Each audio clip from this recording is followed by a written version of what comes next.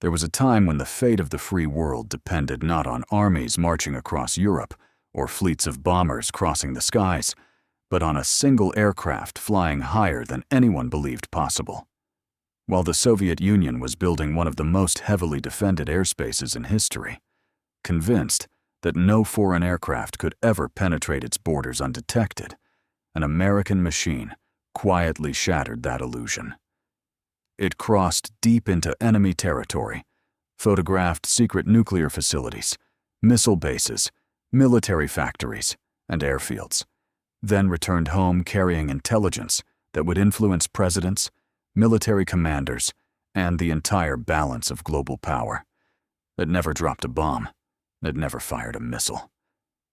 Yet few aircraft have ever had a greater impact on modern history than the Lockheed U-2.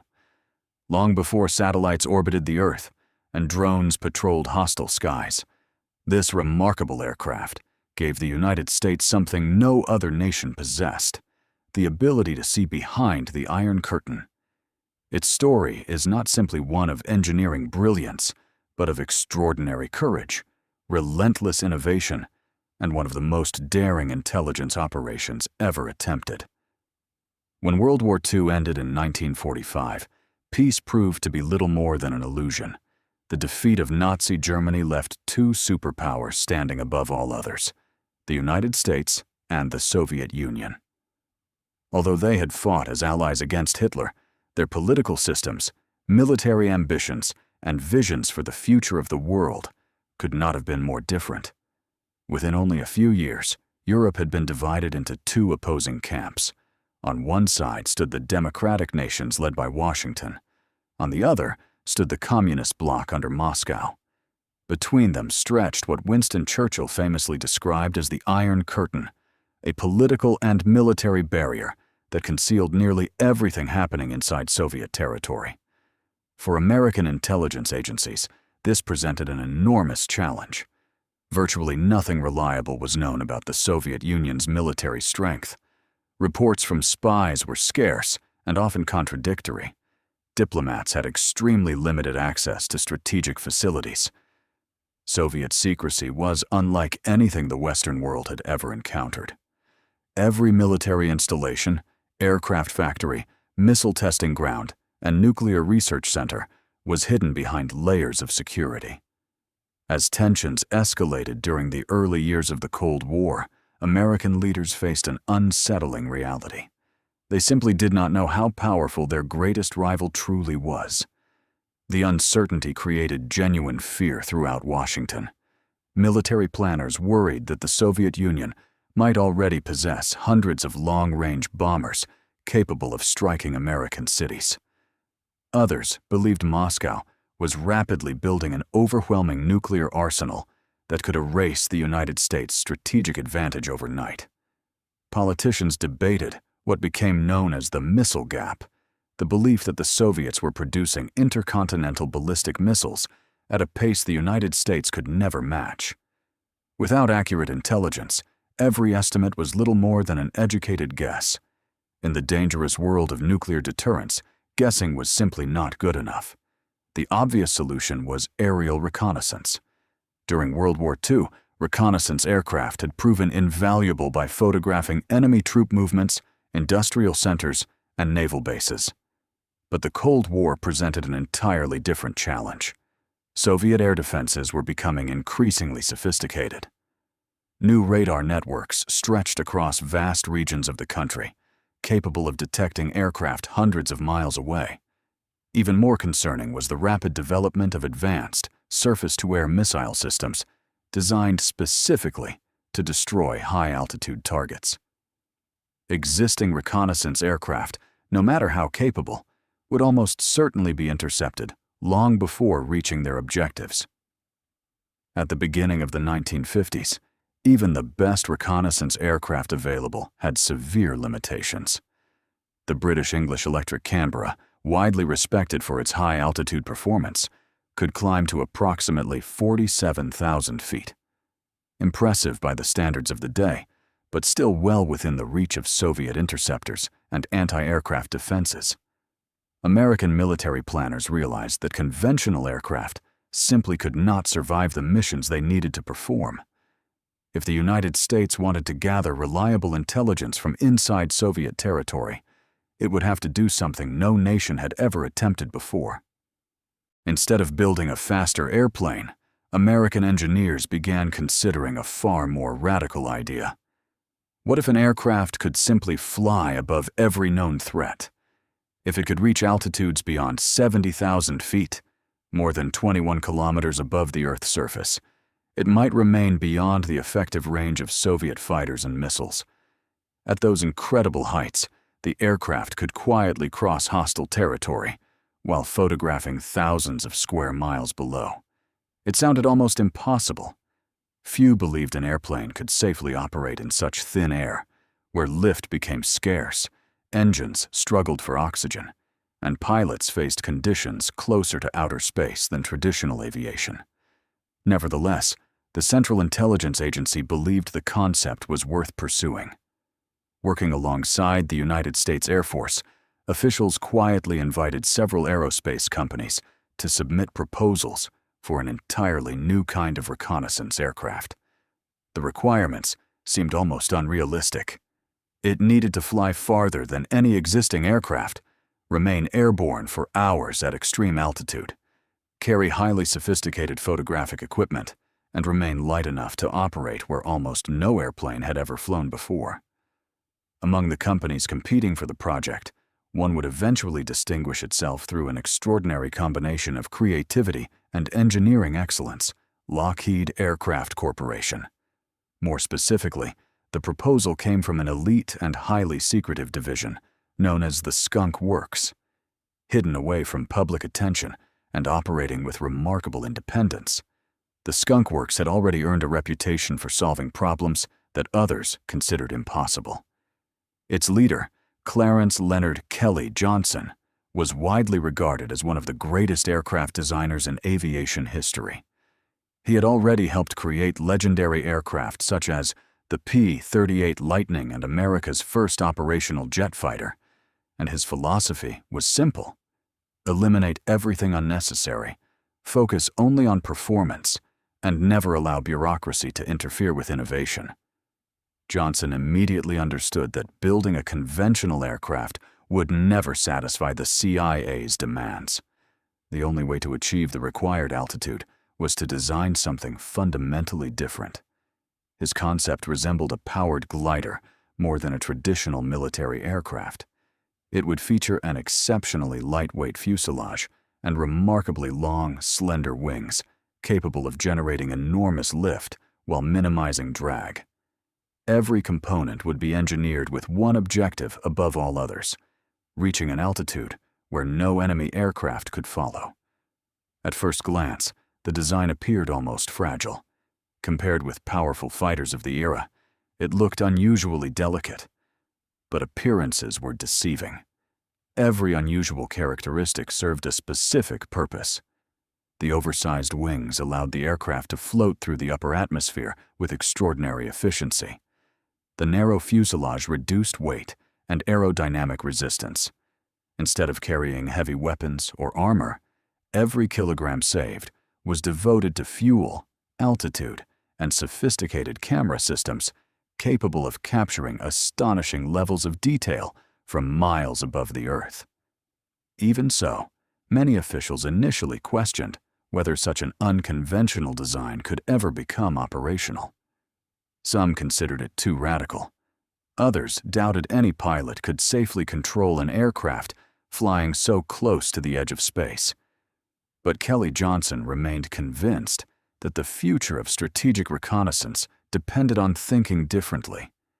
If the United States wanted to know what was happening behind the Iron Curtain, it would need an airplane unlike anything the world had ever seen. Within months, that vision would evolve from a daring concept into one of the most closely guarded military secrets of the Cold War. Hidden behind layers of secrecy, protected by false cover stories, and built under intense pressure, the aircraft that would soon become known as the Lockheed U-2 was about to begin one of the most remarkable chapters in aviation history. Yet, as revolutionary as its design appeared, its greatest challenges were still ahead. Before it could spy on America's greatest adversary, engineers first had to prove that it could survive where almost no aircraft had ever flown. By late 1954, the project had received approval from both the Central Intelligence Agency and President Dwight D. Eisenhower himself. What happened next was nothing short of extraordinary. In an era when developing a new military aircraft often required years of engineering, testing, and bureaucratic delays, the Skunk Works operated under an entirely different philosophy. Kelly Johnson assembled a small team of engineers, mechanics, and technicians, isolating them from the outside world and giving them one mission: build the most advanced reconnaissance aircraft ever conceived before the Soviet Union realized what the United States was planning. Every day mattered. Every delay represented another day of uncertainty in a Cold War that was growing more dangerous by the month. Working under intense secrecy and relentless pressure, the team accomplished what many believed was impossible. Barely 8 months after receiving official authorization, the world's first U-2 prototype was ready to fly. On August 1, 1955, the sleek black aircraft was rolled onto the dry lake bed at Groom Lake, Nevada, a remote testing site that would later become famous around the world as Area 51. At the time, however, almost no one outside the project knew the location even existed. Surrounded by desert and protected by layers of military security, it offered the perfect environment for testing an airplane that officially did not exist. Engineers gathered along the runway as Lockheed's chief test pilot, Tony LeVier, climbed into the cockpit. Although LeVier had flown some of America's most advanced experimental aircraft, even he understood that this machine represented something entirely different. There were no guarantees. No one knew exactly how the aircraft would behave once it reached the edge of the atmosphere. As the engine roared to life, the aircraft accelerated down the runway with surprising ease. Within seconds, the lightweight airframe lifted gracefully into the sky, beginning what would become one of the most significant first flights in aviation history. Initial impressions were encouraging. The aircraft climbed effortlessly, responding smoothly to the controls and displaying exceptional aerodynamic efficiency. But when LeVier attempted to land, an unexpected problem immediately became apparent. The U-2 simply refused to touch the ground. Its enormous wings generated so much lift that the aircraft continued floating above the runway long after it should have settled onto the surface. Again and again, LeVier attempted to land, only to find himself drifting back into the air. It took 5 separate attempts before the aircraft finally remained on the ground, revealing one of the many unique challenges that pilots would face throughout the aircraft's operational life. That first flight demonstrated both the brilliance and the complexity of Kelly Johnson's design. The U-2 behaved less like a jet fighter and more like an oversized sailplane powered by a turbojet engine. Its incredibly high aspect ratio wings allowed it to remain airborne with astonishing efficiency. But those same characteristics made takeoffs and landings exceptionally demanding. Pilots would later describe landing the aircraft as one of the most difficult tasks in military aviation. Because the cockpit sat high above the runway and the aircraft floated so easily, estimating height during the final seconds before touchdown became remarkably difficult. To solve this problem, a high-performance chase car, often driven by another experienced U-2 pilot, would race behind the aircraft during every landing, providing altitude callouts over the radio until the wheels finally touched the runway. It was an unusual solution for an unusual airplane. The aircraft itself featured several unconventional design elements that immediately set it apart from every other military airplane of its era. Rather than using a traditional landing gear with wheels beneath each wing, the U-2 employed a bicycle-style landing gear consisting of only 2 main wheels aligned along the centerline of the fuselage. Small detachable support wheels, known as pogos, were temporarily attached beneath the wings before takeoff to keep the aircraft balanced on the ground. As soon as the airplane became airborne, these supports simply fell away onto the runway. Upon landing, the wings would eventually settle to one side, where ground crews would reinstall the detachable supports before the aircraft could taxi back to its hangar. Although unusual, the arrangement reduced weight while allowing the aircraft's exceptionally long wings to remain as light as possible. One of the greatest obstacles quickly revealed itself during early testing. At altitudes exceeding 70,000 feet, the atmosphere became so thin that conventional jet engines struggled to operate reliably. The Pratt & Whitney J57 turbojet, although among the most advanced engines available, began experiencing flameouts during high-altitude operations because of the limited oxygen available for combustion. Even the fuel itself presented an unexpected problem. Under the extremely low atmospheric pressure encountered near the edge of space, standard aviation fuel had a tendency to vaporize before reaching the engine, threatening to shut it down entirely. Engineers realized that if the engine failed at those altitudes, restarting it would be extraordinarily difficult, leaving pilots with few options other than an extended powerless glide back toward lower altitudes. To solve this problem, American engineers developed a specialized low-volatility fuel designed specifically for high-altitude operations. The new fuel resisted evaporation under extreme conditions, ensuring a steady supply to the engine even where ordinary aviation fuels would fail. This seemingly small innovation became one of the most critical technological breakthroughs of the entire program. Without it, the U-2 could never have completed the missions for which it had been designed. The environment inside the cockpit presented equally daunting challenges. At over 70,000 feet, atmospheric pressure is so low that an unprotected human would lose consciousness within seconds. Blood and bodily fluids could begin to boil due to the lack of pressure, a phenomenon known as ebulism. To survive, U-2 pilots wore fully pressurized flight suits, resembling the equipment later used by astronauts during the early years of the American space program. In many respects, flying the U-2 became the closest experience to spaceflight available before NASA's Mercury missions. Every mission required hours of preparation, extensive medical monitoring, and specialized procedures simply to ensure the pilot remained alive throughout the flight. Even with these precautions, the aircraft demanded extraordinary precision from those who flew it. Near its maximum operating altitude, the U-2 existed within what pilots referred to as the coffin corner. At those extreme heights, the margin between stalling and exceeding the aircraft's maximum safe speed became alarmingly narrow.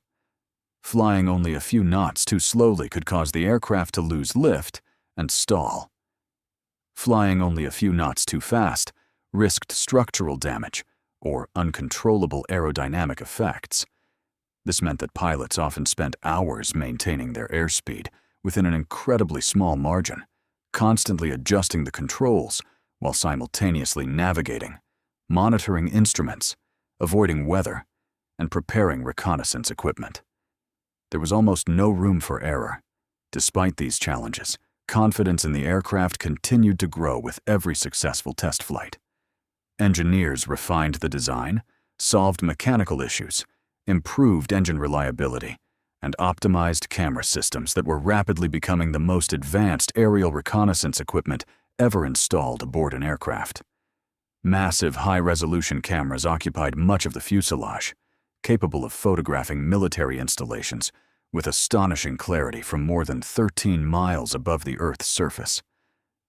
Roads, aircraft, missile launchers, radar stations, and even individual vehicles could now be identified in remarkable detail, providing intelligence analysts with information that had previously been impossible to obtain. As testing entered its final stages, another operation quietly began behind closed doors. While engineers perfected the aircraft itself, the CIA started assembling an elite group of pilots who would eventually fly some of the most dangerous intelligence missions in modern history. These men understood that if anything went wrong over Soviet territory, there would likely be no rescue mission, no military support, and no public acknowledgement of their existence. Officially, they would not even be there. Yet despite those risks, they volunteered for a mission that could alter the course of the Cold War forever. By the spring of 1956, the aircraft was finally ready. The technology had been proven. The pilots had completed their training. The cameras were operational. The cover stories had been prepared. Only one question remained unanswered. Could the Lockheed U-2 truly fly over the Soviet Union without being stopped? The answer would soon reshape global intelligence and push the Cold War into one of its most dangerous chapters. In the spring of 1956, after months of exhaustive testing and intensive pilot training, the Lockheed U-2 was finally declared operational. But unlike conventional military aircraft entering service with public ceremonies and official announcements, the U-2 entered the Cold War in complete silence. Officially, it did not exist. The CIA controlled the entire operation under one of the most classified programs in American history, and every person involved understood that absolute secrecy was just as important as the aircraft itself. The pilots wore no military insignia during missions. The aircraft carried no identifying markings, and if one of them was lost behind enemy lines, the United States government was fully prepared to deny any connection. The men selected to fly these missions accepted that they might disappear forever without recognition, medals, or even acknowledgement from their own country. The first operational aircraft, designated the U-2A, began deploying to carefully selected forward bases located close enough to Soviet territory to maximize the aircraft's range. Airfields in West Germany, Turkey, Pakistan, and later Norway became critical launching points for missions that would penetrate deeper into communist-controlled territory than any American aircraft had ever dared to venture. Every flight demanded meticulous planning. Intelligence officers analyzed Soviet radar coverage, weather conditions, fuel requirements, emergency landing options, and the precise locations of military installations that needed to be photographed. Pilots often spent longer preparing for a mission than actually flying it, because once they crossed the Soviet border, there would be no room for improvisation. Then came Independence Day, July 4th, 1956. While millions of Americans celebrated their nation's birthday, one pilot climbed into the cockpit of a U-2 and prepared for a mission unlike any that had ever been attempted. Taking off from a secret base, the aircraft climbed steadily into the thin upper atmosphere before crossing into Soviet airspace. Below stretched the world's largest and most secretive military power. For years, Moscow had believed its borders were impenetrable, protected by thousands of radar stations, interceptor squadrons, and anti-aircraft defenses. Yet above them, nearly 13 miles over their heads, a lone American aircraft flew almost unnoticed. Its mission was astonishingly simple in concept, but revolutionary in execution. Photograph everything. Inside the aircraft, sophisticated reconnaissance cameras continuously exposed massive rolls of high-resolution film. Unlike ordinary aerial cameras used during World War II, these systems had been specifically designed to operate from extraordinary altitudes without sacrificing image quality. Their enormous lenses captured photographs detailed enough to reveal aircraft parked on remote airfields, newly constructed factories, radar installations, naval shipyards, missile launch sites, and countless other military objectives. Every frame represented intelligence that had previously been impossible to obtain. As the aircraft continued deeper into Soviet territory, analysts back in Washington had no way of knowing whether the mission had succeeded or failed. There was no satellite communication, no live video feed, and no encrypted data transmission. Everything depended on the pilot returning safely with the exposed film still inside the aircraft. If the airplane was lost, months of planning and irreplaceable intelligence would disappear with it. Against all expectations, the aircraft completed its route and returned safely. When intelligence specialists finally developed the film, they realized they were looking at something unprecedented. Entire military complexes that had previously existed only as rumors could now be studied in extraordinary detail. Analysts identified bomber bases, aircraft production facilities, naval installations, and strategic infrastructure that had remained hidden from Western intelligence since the end of the Second World War. For the first time, American decision-makers possessed direct visual evidence of Soviet military capabilities rather than relying on speculation or incomplete reports from human sources. The success of that first overflight transformed the U-2 from an experimental aircraft into one of America's most valuable strategic assets almost overnight. Additional missions quickly followed. Flight after flight crossed vast portions of Soviet territory, collecting thousands of photographs that fundamentally changed the West's understanding of its greatest adversary. Pilots routinely departed from bases in Pakistan or Turkey, crossed the Soviet Union from south to north, and landed hours later in Norway after flying nearly 3,000 miles over hostile territory. These missions often lasted more than 6 hours and pushed both pilot and aircraft to their physical limits. Yet the intelligence they gathered proved invaluable. Perhaps the most significant discovery involved one of the greatest fears gripping Washington during the 1950s, the so-called missile gap. Many politicians and military officials believed the Soviet Union had dramatically outpaced the United States in the production of long-range nuclear missiles. Newspapers, intelligence estimates, and political speeches warned that America might already be falling behind in the arms race. But the photographs returned by the U-2 painted an entirely different picture. Mission after mission revealed that the Soviet missile program was far smaller than previously believed. Instead of hundreds of operational intercontinental ballistic missiles, analysts found only a limited number of launch facilities, many still under construction. The terrifying image of an overwhelming Soviet nuclear advantage began to collapse under the weight of photographic evidence. Ironically, one of the aircraft built to uncover a potential military disaster instead prevented American leaders from making dangerous decisions based on inaccurate assumptions. Rather than fueling panic, the U-2 delivered something far more valuable: certainty. While American intelligence celebrated each successful mission, the Soviet Union found itself confronting an increasingly humiliating problem. Radar operators could clearly detect unidentified aircraft crossing Soviet airspace at extreme altitude. Military commanders watched the radar tracks appear and disappear across hundreds of miles of their territory, fully aware that a foreign aircraft was operating above them. Yet every attempt to intercept it ended in frustration. The Soviet Air Force scrambled MiG-15 MiG-17 and later the more advanced MiG-19, but none possessed the performance required to reach the U-2's extraordinary operating altitude. Pilots climbed desperately toward the mysterious intruder, only to watch it remain thousands of feet beyond their reach. Ground controllers could do little more than observe as the aircraft continued its mission uninterrupted.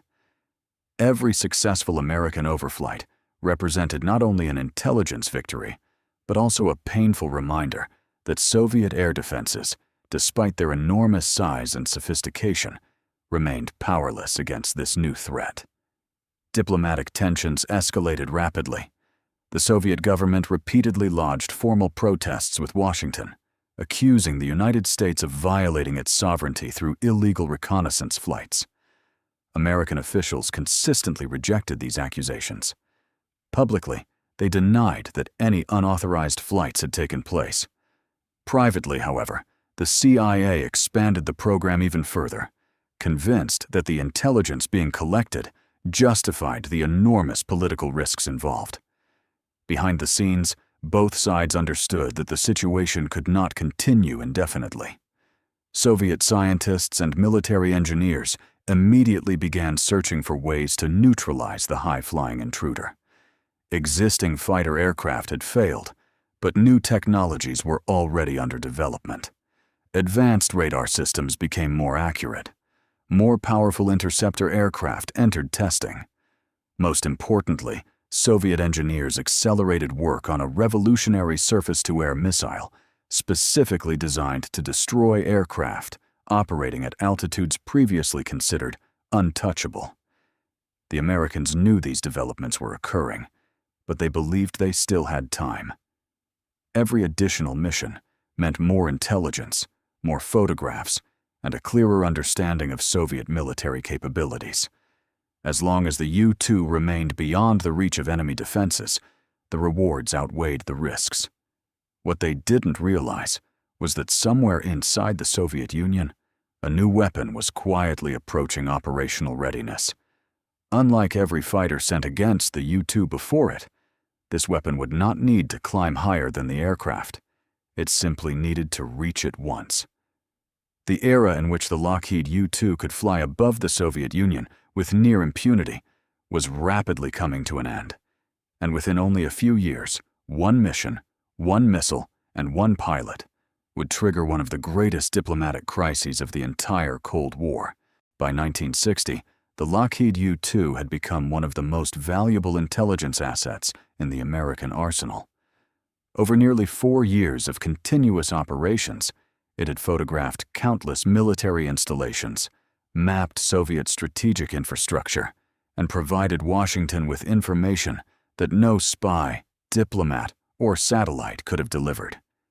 The aircraft had become so successful that many within the intelligence community began to believe it was virtually untouchable.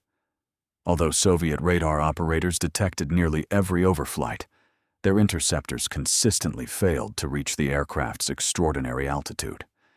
Each successful mission reinforced the growing confidence that the U-2 would continue operating above Soviet territory for years to come.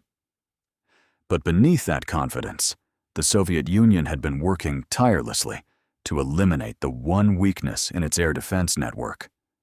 Rather than relying solely on faster fighters, Soviet engineers focused on an entirely different solution. They developed a new generation of surface-to-air missiles capable of climbing far beyond the limits of conventional interceptor aircraft. Among them was the S-75 Divina, known in NATO terminology as the SA-2 guideline. Unlike previous anti-aircraft systems, this missile had been specifically designed to engage targets flying at extreme altitude. Years of frustration had convinced Soviet military leaders that the only way to stop the mysterious American reconnaissance aircraft was to attack it from the ground. By the spring of 1960, enough missile batteries had entered service to protect key regions of the Soviet Union, although American intelligence still underestimated just how capable these new defenses had become. On the morning of May 1, 1960, one of the most consequential reconnaissance missions of the Cold War began. The pilot selected for the operation was Francis Gary Powers, one of the CIA's most experienced U-2 aviators. Powers had already completed dozens of successful missions over hostile territory and was regarded as calm, disciplined, and exceptionally skilled under pressure. The flight plan called for a long journey across the Soviet Union, photographing multiple strategic military sites before exiting the country hundreds of miles away. It was an ambitious mission, but similar flights had been completed before. Neither Powers nor his commanders expected that this operation would become one of the defining moments of the Cold War. After takeoff, the aircraft climbed smoothly to its operational altitude and crossed into Soviet airspace. As on previous missions, radar stations quickly detected the intruder. Across the Soviet command network, alarms spread from one military district to another as operators tracked the aircraft's steady progress. Interceptor fighters were scrambled once again, but just as before, they could not reach the U-2. For a brief moment, It appeared that the mission would unfold exactly like every successful flight before it. But this time, something had changed. As Powers approached the city of Sverdlovsk, today's Yekaterinburg, Soviet commanders authorized the launch of multiple SA-2 surface-to-air missiles. Several missiles climbed rapidly toward the aircraft. Some missed their target entirely, unable to calculate the U-2's exact position. But one missile exploded, close enough to send a violent shockwave through the fragile aircraft. Although the missile did not strike the U-2 directly, the blast was devastating. The explosion tore through the aircraft structure, damaging its wings and control systems almost instantly. At more than 70,000 feet above the Earth, the airplane that had symbolized American technological superiority suddenly became uncontrollable. Inside the cockpit, Francis Gary Powers found himself fighting an aircraft that was rapidly breaking apart. The violent forces made it nearly impossible to maintain control as the U-2 entered an uncontrolled descent. Unable to recover the aircraft, Powers eventually managed to escape from the cockpit before parachuting toward the ground. Moments later, Soviet forces rushed to the crash site. Contrary to what American officials initially believed, both the pilot and much of the aircraft had survived the impact. Even more damaging, many of the sophisticated reconnaissance cameras, sensors, and classified equipment remained largely intact. Within hours, Soviet intelligence officers began examining one of the United States' most closely guarded military secrets. The capture of Francis Gary Powers immediately created a political crisis, unlike anything Washington had anticipated. Assuming that neither the pilot nor the aircraft had survived, American officials attempted to control the situation by issuing a carefully crafted explanation. NASA announced that one of its high-altitude weather research aircraft had apparently gone missing after experiencing oxygen problems while conducting scientific observations. It seemed like a plausible story, until Soviet Premier Nikita Khrushchev revealed that the United States had made one critical mistake. The Soviets had captured the pilot alive. Not only had Powers survived, but Soviet authorities also possessed the aircraft's wreckage, its cameras, its equipment, and extensive physical evidence, proving that it was a dedicated reconnaissance aircraft operating deep inside Soviet territory. Khrushchev deliberately withheld this information for several days, allowing Washington to repeat its false explanation before publicly exposing the deception. The revelation embarrassed the Eisenhower administration before the entire world. Instead of denying the espionage mission any longer, the United States was forced to admit that it had deliberately violated Soviet airspace for years. The diplomatic consequences were immediate. A highly anticipated summit between President Dwight D. Eisenhower and Nikita Khrushchev collapsed before meaningful negotiations could even begin. Soviet-American relations deteriorated dramatically, and trust between the two superpowers reached one of its lowest points since the beginning of the Cold War. What had started as a single reconnaissance mission ended by reshaping international diplomacy. Meanwhile, Francis Gary Powers faced trial inside the Soviet Union. Charged with espionage, he was convicted and sentenced to imprisonment. For nearly 2 years, he remained in Soviet custody, while negotiations quietly continued behind the scenes. Finally, on February 10, 1962, Powers was exchanged for captured Soviet intelligence officer Rudolf Abel during one of the most famous prisoner swaps in Cold War history. The exchange took place on Berlin's Glienicke Bridge, a location that would later become known around the world as the Bridge of Spies. Powers returned home, but the era of routine U-2 flights over the Soviet Union had effectively come to an end. Yet despite the enormous political fallout, the Lockheed U-2's story was far from over. If anything, its most historically significant mission was still waiting. Only 2 years after the Powers incident, American intelligence began receiving disturbing reports that the Soviet Union was secretly deploying nuclear missiles to Cuba, less than 100 miles from the coast of Florida. Rumors alone were not enough. The White House needed undeniable proof before taking any action. Once again, only one aircraft possessed the range, altitude, and photographic capability necessary to provide that evidence. The mission that followed would produce photographs so important that they would push the world closer to nuclear war than at any other point in human history. The photographs returned from Cuba in October 1962 confirmed the worst fears of the United States government. Hidden beneath camouflage nets and surrounded by Soviet personnel were medium-range and intermediate-range ballistic missile sites under construction, capable of delivering nuclear warheads to Washington, New York, Chicago, and dozens of other American cities within minutes. Until that moment, there had only been suspicions. Now, there was undeniable proof. The crystal-clear images captured by the Lockheed U-2 left no room for interpretation. President John F. Kennedy and his advisors gathered around light tables, studying every frame in extraordinary detail. Every missile transporter, launch pad, fuel depot, and support building had been photographed from the edge of space. Those images would become some of the most important intelligence photographs ever taken, forming the foundation of the decisions that followed during what historians now recognize as the Cuban Missile Crisis. For 13 terrifying days, the world stood closer to nuclear war than at any other moment in history. American naval forces established a blockade around Cuba, while Soviet ships continued steaming toward the island. Military commanders on both sides prepared for the possibility that diplomacy would fail. Nuclear bombers were placed on alert.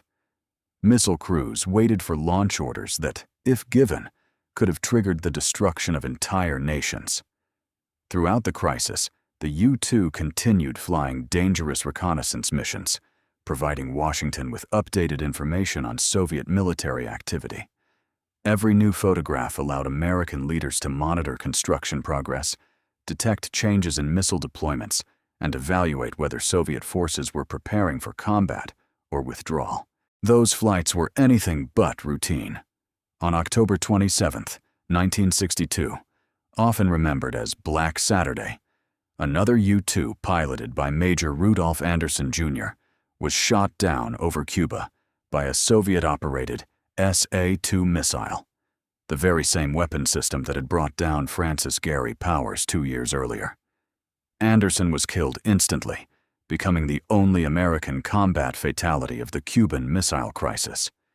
His death dramatically increased tensions inside the White House, where several military leaders argued that the United States should immediately retaliate against the missile sites responsible.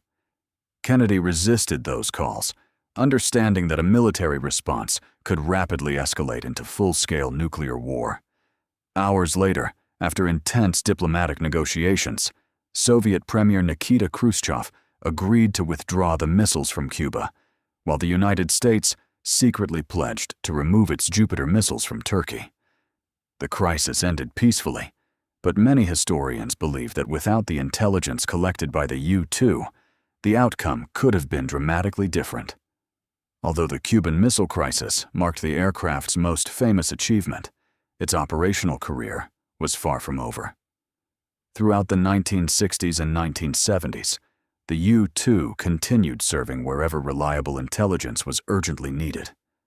During the Vietnam War, it conducted long-range reconnaissance missions over Southeast Asia, monitoring troop movements, supply routes, and military infrastructure.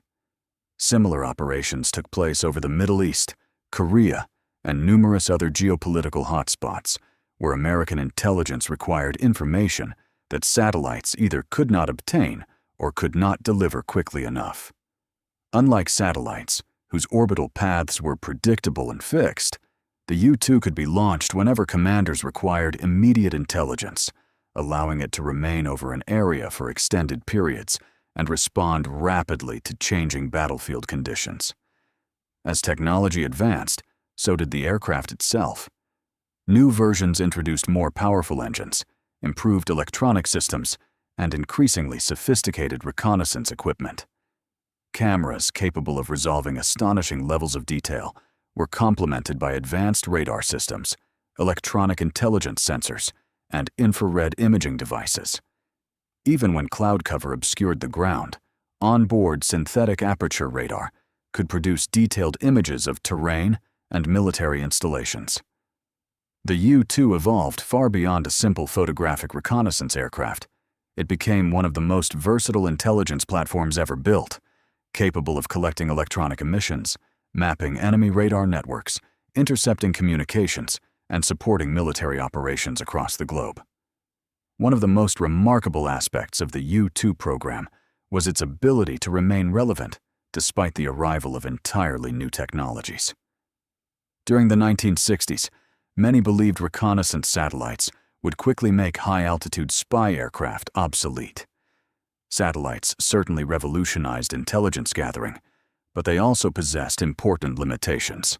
Their orbits were fixed and predictable, meaning hostile nations often knew exactly when they would pass overhead. They also could not easily remain focused on a single location for extended periods. The U-2 offered something satellites could not: flexibility. It could be deployed within hours, redirected during flight, linger above an area of interest, and return with intelligence tailored to rapidly changing military situations. That unique capability ensured the aircraft remained indispensable long after many expected it to retire. Its usefulness eventually extended well beyond military operations. NASA recognized that an aircraft capable of operating near the edge of space offered extraordinary opportunities for scientific research.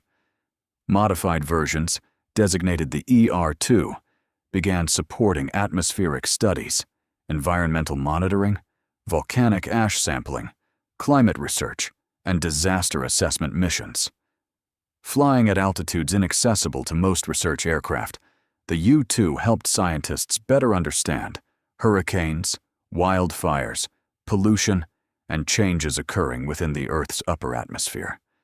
An airplane originally designed to spy on America's greatest enemy had unexpectedly become an invaluable tool for expanding scientific knowledge. Today, nearly 70 years after its first flight, the Lockheed U-2 remains one of the longest-serving military aircraft in history. Although modern unmanned systems such as the RQ-4 Global Hawk have gradually assumed many reconnaissance responsibilities, the U-2 continues flying operational missions for the United States Air Force. Equipped with 21st-century sensors, digital imaging systems, encrypted communications, and cutting-edge electronic intelligence equipment, it bears little resemblance internally to the aircraft that first crossed the Soviet border in 1956. Yet its unmistakable silhouette, with its enormous glider-like wings and slender fuselage, remains virtually unchanged, a testament to the brilliance of Kelly Johnson's original design. Few military aircraft have influenced history as profoundly as the Lockheed U-2. It exposed myths that shaped Cold War strategy, revealed the true capabilities of America's greatest rival, uncovered Soviet nuclear missiles in Cuba before they became operational, and repeatedly provided intelligence that influenced decisions made at the highest levels of government. It never carried bombs, never launched missiles, and rarely appeared in newspaper headlines during its years of greatest importance. Nevertheless, the information it gathered helped prevent dangerous miscalculations between two nuclear superpowers and played a crucial role in maintaining strategic stability during one of the most volatile periods in modern history. In the end, the U-2 proved a lesson that still defines warfare today. The greatest military advantage does not always belong to the nation with the largest army or the most powerful weapons. Sometimes it belongs to the nation that sees first, understands first, and acts first. Long before satellites filled Earth's orbit and autonomous drones patrolled hostile skies, One extraordinary American aircraft quietly changed the course of history, not through firepower, but through knowledge. And that is why the Lockheed U-2 remains one of the greatest reconnaissance aircraft ever built, and one of the most remarkable achievements in the history of aviation.